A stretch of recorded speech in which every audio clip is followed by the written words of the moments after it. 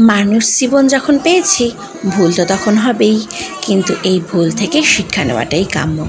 নমস্কার বন্ধুরা, আমি প্রিয়াঙ্কা। আরও একটা নতুন ব্লগে আপনাদের স্বাগত জানাই। আজকের ব্লগটা একটু অন্যরকম। দীর্ঘ 10 বছর পর একটু আঁকা নিয়ে বসলাম। জানেন, জীবনের ব্যস্ততা মনের সুপ্ত ইচ্ছাকে অনেক সময় গলা চেপে হত্যা করে। মনে পড়ে ছেলেবেলায় কার্টুন আঁকতে কত ভালোবাসতাম। কাকিমা কাকু দেখে বলতেন, মাম্পি আঁকা প্রতিযোগিতায় নাম দিও কিন্তু। মনে আনন্দ হতো। তখন এতটাই ছোট যে এসব প্যাশন, কেরিয়ার এসব যে কী কিছুই বুঝতাম না। যা ভালো লাগতো তাই করতাম।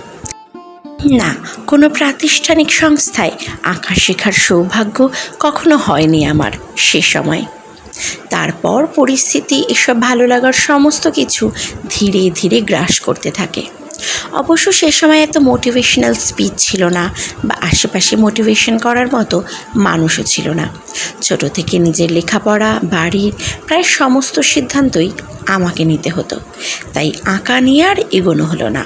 যাই হোক, সেসব গল্প বলতে গেলে ব্লগ নয়, সিনেমা হয়ে যাবে।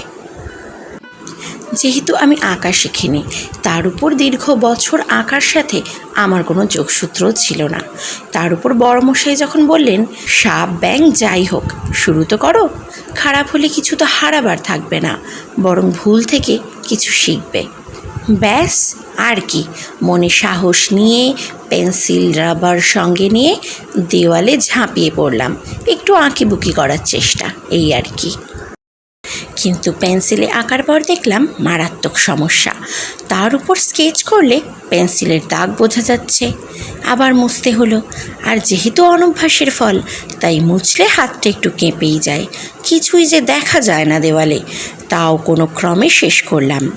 শেষ হবার পর বড়মশাই বললেন, ঠিকই আছে। তাই ভাবলাম, আপনারাও যেহেতু আমারই পরিবারের লোক, তাই আপনাদের সাথেও আমার খুশি ভাগ করে নেওয়া যাক। আচ্ছা, আপনাদের মতে এটা কেমন হয়েছে? আপনাদের কমেন্টের আশায় রইলাম।